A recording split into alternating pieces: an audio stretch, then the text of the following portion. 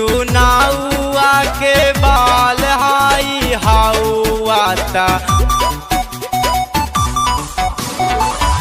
अब की चुनावा के बाल हाई हाउआ जी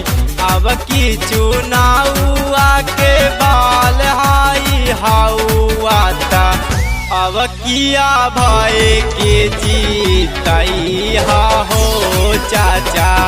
वार्ड सदस्य आबै के बनैया हो चाची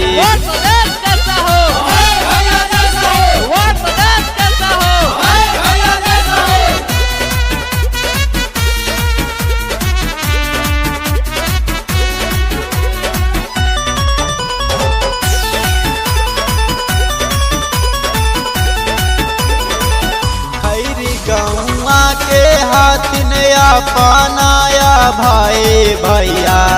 खैरी गौआ के हाथिन अपनाया भाई भैया वार्ड नंबर 7 से जीतैया हो चाचा विजयी के माला पेहानैया गे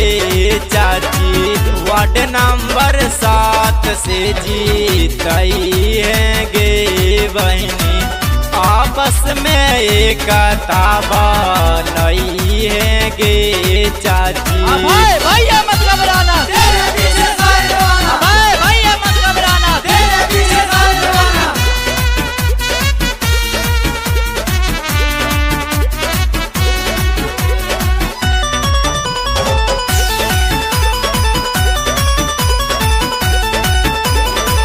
लॉकडाउन में बेटी बहन के लाजिया बचैला तुन जी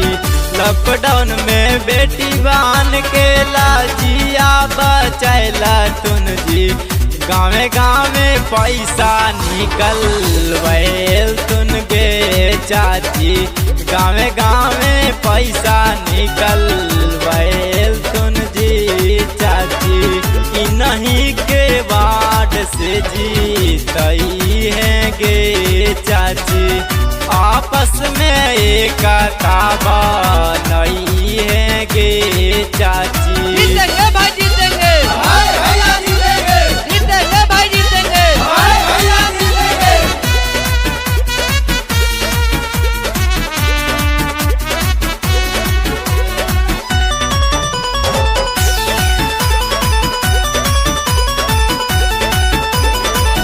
गौआ के बेटा तुन सावा के चाहता तुन